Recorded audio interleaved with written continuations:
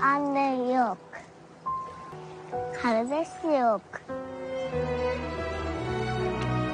Baba.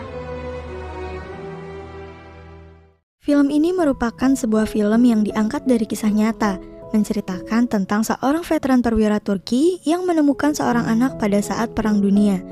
Setelah perang tersebut selesai, ia meninggalkan Korea dan meninggalkan anak tersebut. Namun sejak saat itu, ia tidak pernah berhenti mencari anaknya selama 50 tahun lamanya. Bagaimana kisah selanjutnya? Sekarang langsung kita masuk aja ke dalam alur cerita filmnya. Film ini dimulai dengan menampilkan seorang anak berusia 5 tahun dengan keluarganya di Korea Selatan pada tahun 1950. Namun tiba-tiba wilayah tersebut pun diserang musuh yang membuat anak itu harus bersembunyi dan terpisah dari ibunya.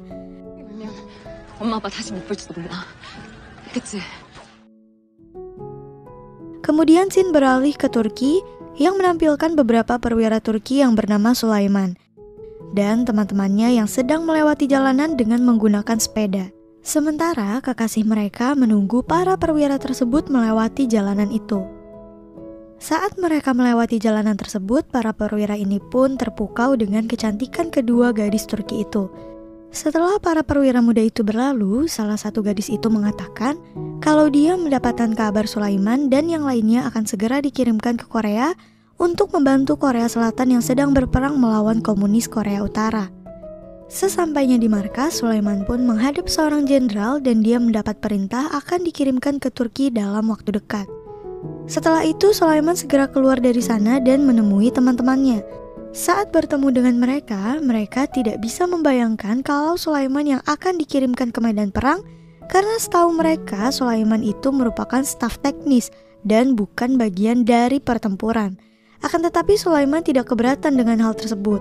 Pada malam harinya Sulaiman menemui Nuran dan meminta izin atas kepergiannya. Awalnya Nuran sangat sedih dan merasa berat untuk melepas kepergian Sulaiman karena Korea bukanlah negara yang dekat dengan Turki. Nuran pun meminta Sulaiman untuk tidak melupakannya begitu saja. Mendengar hal tersebut, Sulaiman pun berjanji untuk tidak akan meninggalkan Nuran serta akan mengirim surat dan foto kepadanya. Sabah 2 saniyecik görüyorum ya seni. Onu aklımın içine koyuyorum. Setelah beberapa hari kemudian, pasukan Turki pun akhirnya bersiap untuk dikirim ke Korea dengan menggunakan sebuah kapal yang berukuran besar. Di sana para perwira tersebut akan mengirimkan surat kepada keluarga dan kekasih mereka. Sebelum berangkat, para perwira itu diberikan senjata satu persatu. Ketika berada di dalam kapal, seorang komandan meminta Sulaiman membawa bahan bakar yang akan dijanjikan untuk membunuh semut yang bersarang di kapal tersebut. Akan tetapi Sulaiman yang tidak akan tega melakukan hal itu menolaknya dan malah memberikan makanan kepada semut-semut itu. Melihat hal tersebut, sang komandan pun merasa heran pada Sulaiman dan berkata, Sulaiman pergi berperang, namun untuk membunuh seekor semut saja dia tidak tega. Tidak terasa 1 bulan pelayaran telah berlalu. Para prajurit Turki itu akhirnya sampai di daratan Korea. Di saat itu Sulaiman kembali mengirimkan surat kepada Nuran dan mengatakan bahwa dia baik-baik aja. Tidak berselang lama, para pasukan pun segera turun dari kapal dan mereka melihat warga Korea yang menyambut mereka dengan penuh sukacita. Tidak berselang lama, mereka pun sampai di markas. Saat itu Sulaiman dan yang lainnya masih berada di luar markas sambil berbicara dengan seorang kapten. Namun tiba-tiba sebuah bom meledak dan pesawat tempur berlalu lalang di atas mereka. Para perwira tersebut panik dan mencoba menyelamatkan dirinya. Ledakan demi ledakan pun terjadi dan beberapa perwira lain mencoba melakukan perlawanan dengan menembakkan sebuah tank ke arah pesawat tempur tersebut. Kebakaran pun terjadi di mana-mana dan beberapa perwira tewas dalam pertempuran itu. Melihat kekacauan yang terjadi, mereka kembali ke markas dan menghubungi unit 9. Akan tetapi sambungannya terputus dan mereka tidak bisa menghubungi siapapun. Akhirnya pada malam harinya, para perwira Turki itu memutuskan untuk pergi ke unit 9. Awalnya mereka ke sana dengan menggunakan sebuah mobil. Karena perjalanan yang sangat gelap, akhirnya mereka pun menyalakan lampu mobil tersebut. Namun siapa sangka, kawasan itu ternyata telah dikuasai oleh musuh dan saat melihat mobil yang menyala, seseorang menembak mobil itu dan mobil tersebut meledak. Untungnya Sulaiman dan yang lainnya bisa selamat dari ledakan itu. Untuk menghindari musuh di jalan utama, mereka pun akhirnya berjalan dengan melewati hutan menuju unit 9. Di tengah hutan mereka kaget karena menemukan ada banyak yang berserakan. Dalam adegan yang sama, mereka juga mendengar suara tangisan dari seorang anak. Semua orang ketakutan mendengar suara tangisan tersebut, kecuali Sulaiman. Sulaiman pun akhirnya memberanikan diri untuk mencari di mana asal tangisan itu. Dan gak lama kemudian dia menemukan seorang anak perempuan yang sedang memegangi jasad ibunya. Sulaiman mencoba mengajak anak itu untuk ikut bersamanya. Awalnya dia ketakutan, namun pada akhirnya dia mendekati dan memeluk Sulaiman yang diiringi dengan suara tangisannya yang semakin kuat.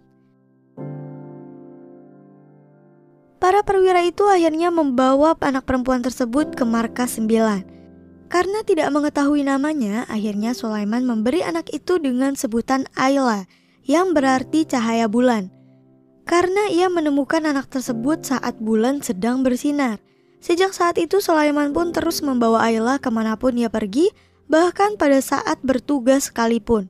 Beralih ke adegan selanjutnya, Sulaiman dan yang lainnya melakukan perjalanan ke sebuah tempat.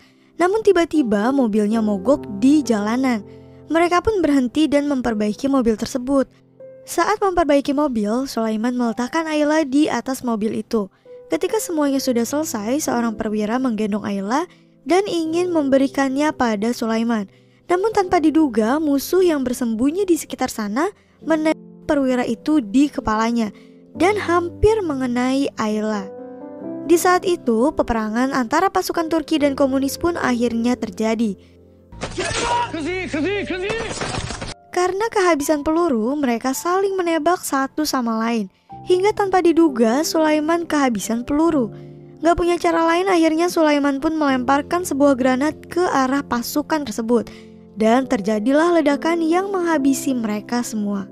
Pasukan yang datang semakin banyak, sementara pasukan Turki yang hanya beberapa orang kewalahan melawan pasukan tersebut. Namun dengan sekuat tenaga, Sulaiman terus mencoba menyerang mereka dan melindungi Ayla. Setelah kejadian ini, Sulaiman pun akhirnya dibawa ke markas untuk menjalani perawatan. Setelah siuman, dia melihat Ayla yang selalu menemaninya. Di saat yang sama, teman-temannya pun mengatakan bahwa sebelum Sulaiman sadar, pihak Korea ingin mengambil Ayla, namun Ayla menolaknya. Keesokan harinya Sulaiman kembali ditugaskan untuk pergi ke Kunuri, dan Ayla tidak diizinkan pergi bersamanya. Akhirnya Ayla dititipkan pada seorang sersan yang bernama Sadak. Ketika Sadak tidak berada di sisi Ayla, Ayla malah bersembunyi di mobil dan mengikuti ayah angkatnya tersebut. Saat berada di Kunuri dan pada saat acara menerima penghargaan, tiba-tiba Ayla muncul dan seorang sersan menggendongnya. Akhirnya memberikannya kepada Sulaiman. Sementara di Turki, Nuran kesal menerima surat dari Sulaiman karena ia merasa anak tersebut akan membahayakan nyawanya. Pada adegan selanjutnya menampilkan keseharian Ayla dan Sulaiman. Hari demi hari Sulaiman merawat Ayla seperti putrinya sendiri. Begitu juga dengan Ayla yang mengikuti keseharian Sulaiman dan yang lainnya di medan perang. Sejak pertama kali para pasukan tersebut menemukan Ayla, Ayla tidak pernah berbicara. Mereka mengira kalau selama ini Ayla tidak bisa bicara sama sekali. Namun pada saat itu Ayla terlihat mulai menghafal dan mencoba memahami apa yang mereka katakan. Hingga suatu hari pada saat latihan, Ayla berbicara untuk pertama kalinya dan membuat beberapa pasukan terharu. Oğlum bu bayağı konuşuyor be.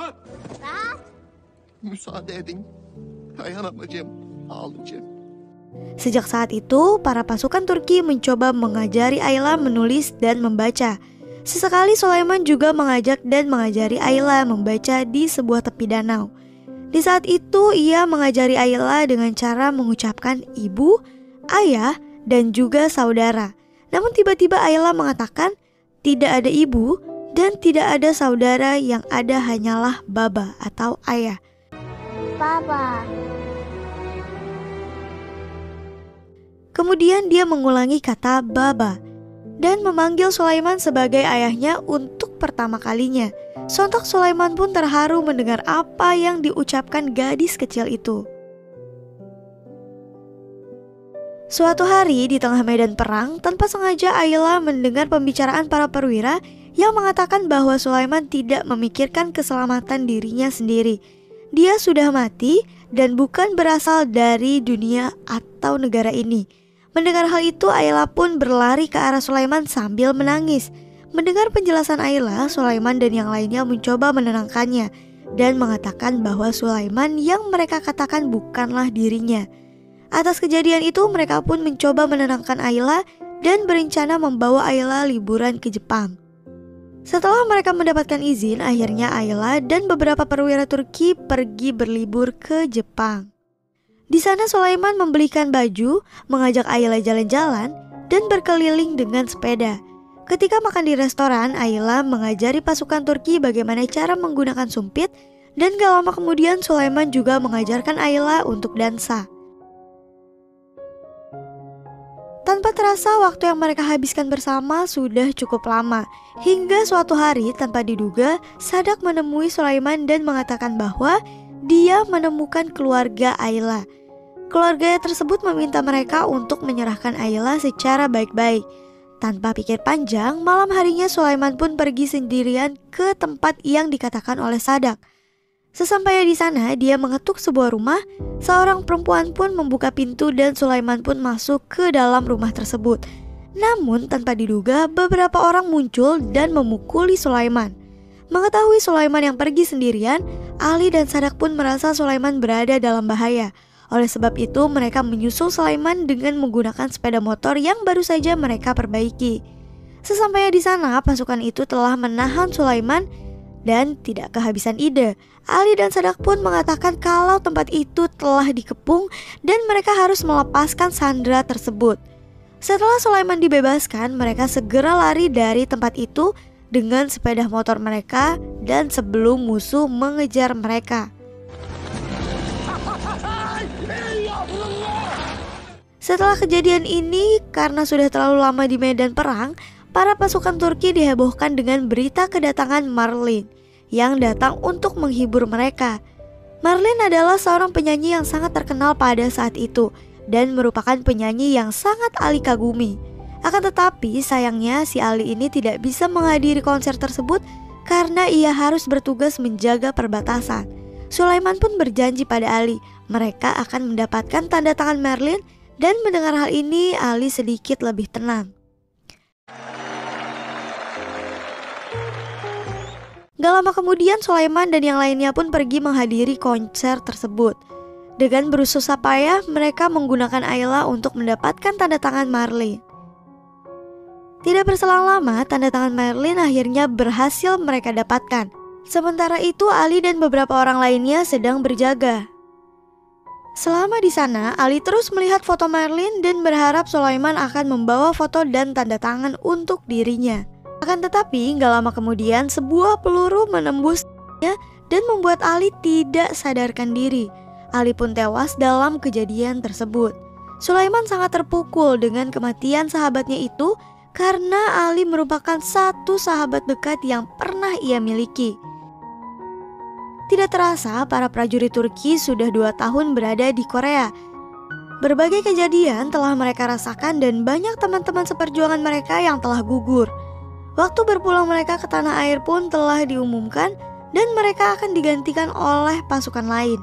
Namun Sulaiman tidak bisa meninggalkan Ayla. Ia memutuskan untuk tetap bertahan di sana lebih lama, agar nantinya saat ia pulang, Ayla sudah lebih dewasa atau setidaknya perang telah berhenti dan Ayla bisa mendapatkan kehidupan yang jauh lebih layak. Sulaiman mencoba mengirim surat kepada Nuran dan memberitahu penundaan kepulangannya. Namun Nuran tidak membahas surat tersebut dan sejak saat itu Sulaiman tidak pernah menerima surat dari Nuran lagi. Suatu hari Sulaiman pun mendapat teguran dari Sersan Kolonel karena keputusannya tersebut. Sersan mengatakan pada hari Jumat berikutnya akan ada kapal yang berangkat dari Turki dan Sulaiman bisa pergi dengan kapal tersebut. Untuk masalah Ayla, pihak Korea akan mengambilnya dan berencana akan menempatkan Ayla di sekolah Ankara. Keesokan harinya Sulaiman pun pergi mengantar Ayla ke sekolah tersebut. Dia juga menemani Ayla sampai masuk ke dalam sekolah itu. Mereka berkeliling sekolah hingga menemukan sebuah ruangan berisi anak-anak yang sedang belajar menyanyi. Ayla yang terlihat menyukai ruangan itu akhirnya ia masuk dan bergabung dengan anak-anak tersebut. Setelah Ayla merasa nyaman di ruangan itu, dengan wajah sedih, Sulaiman segera meninggalkan sekolah itu. Namun saat melangkah meninggalkan area sekolah, tiba-tiba Ayla mengejarnya dan meneriakkannya kata ayah kepada Sulaiman. Sulaiman pun berbalik dan memeluk putrinya. Sulaiman membawa Ayla dari tempat itu dan berjanji tidak akan meninggalkannya. Bukan berakhir gitu. Ya kamu.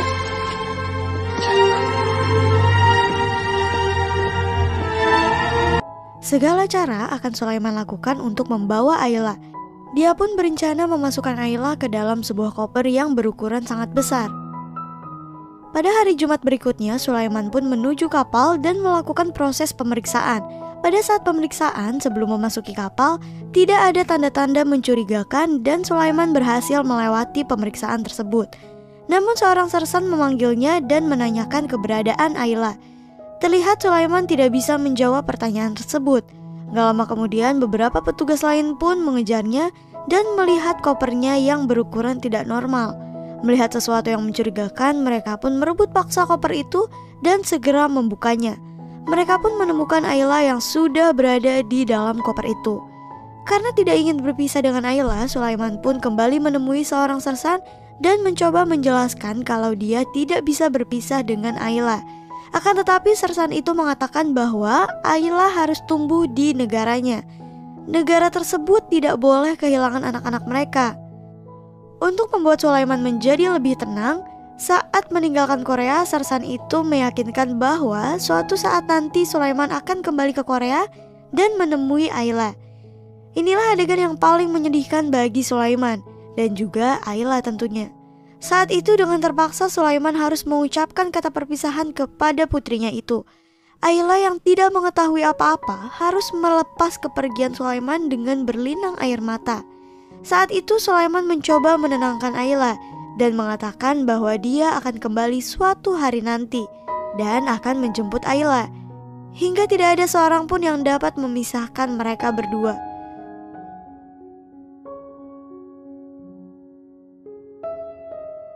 Sulaiman beranjak dari tempat tersebut dengan wajah sedih dan yang tidak bisa ia tutup-tutupi. Sementara Ayla juga tidak dapat menahan isak tangisnya. Ketika sudah berada di Turki, Sulaiman bertemu dengan temannya. Saat itu juga Sulaiman mendengar bahwa Nuran, kekasihnya, telah menikah dengan orang lain. Sulaiman pun kecewa dan memutuskan pulang ke kampung halamannya dan menikah dengan wanita pilihan ayahnya. 5 bulan kemudian Sulaiman dan istrinya yang bernama Nimet pindah ke rumah baru mereka di Marmara. Awalnya Sulaiman terlihat tidak terlalu menyukai istrinya itu. Sementara itu, Nimet selalu menemani Sulaiman dalam keadaan apapun, bahkan pada saat ia menyadari Sulaiman setiap harinya sibuk mencari tahu keberadaan Ayla. Nimet pun mengatakan bahwa dia akan membantu Sulaiman mencari putrinya tersebut. Inilah yang membuat Sulaiman berubah pikiran dan jatuh hati pada Nimet. Setiap harinya mereka selalu mencari berita tentang Ayla, hingga tidak terasa hari demi hari telah berlalu.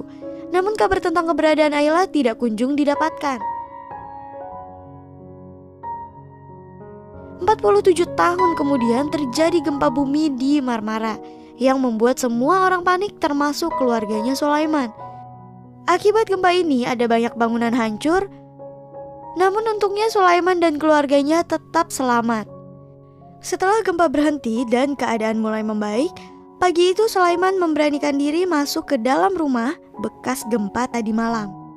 Di saat itu dia membuka sebuah laci dan mencari fotonya ketika bersama Ayla dulu. Nimet pun menyusul Sulaiman dan di sana Sulaiman mengatakan dia tidak ingin mati sebelum menepati janjinya dengan Ayla.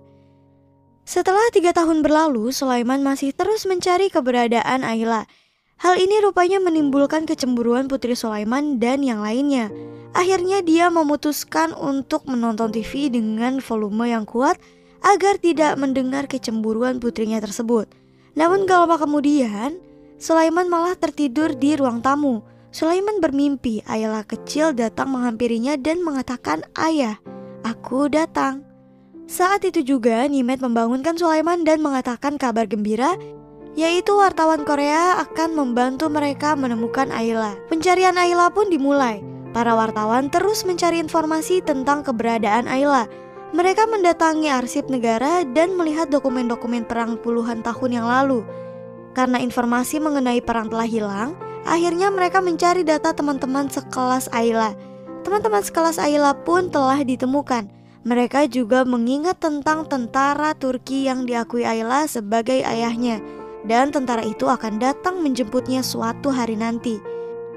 Pada adegan selanjutnya memperlihatkan seorang wartawan Korea menelpon temannya dan mengatakan bahwa dia telah menemukan Ayla. Kedua wartawan itu pun akhirnya berangkat menuju Korea untuk mencari keberadaan Ayla.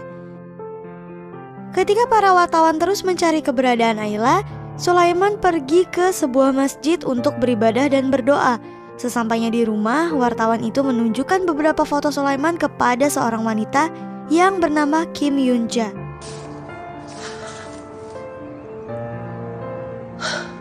Dengan berlinang air mata, wanita itu mengatakan, "Benar, ini adalah ayahku. Bagaimana kau bisa melupakan ayahku?" Pada tanggal 10 April 2010, Sulaiman dan istrinya berangkat ke Korea. Sesampainya di sana, Sulaiman melihat banyak perubahan. Sementara itu, para wartawan pun merencanakan pertemuan antara Ayla dengan Sulaiman di Ankara Park. Setelah menunggu cukup lama, seorang wanita beserta keluarganya dan wartawan berjalan-jalan mendekati Sulaiman. Dari kejauhan, Sulaiman sudah mengenali Ayla yang ditinggalkannya 50 tahun yang lalu. Kim Yunja pun segera memeluk ayahnya sambil meneteskan air mata. Dan film pun selesai.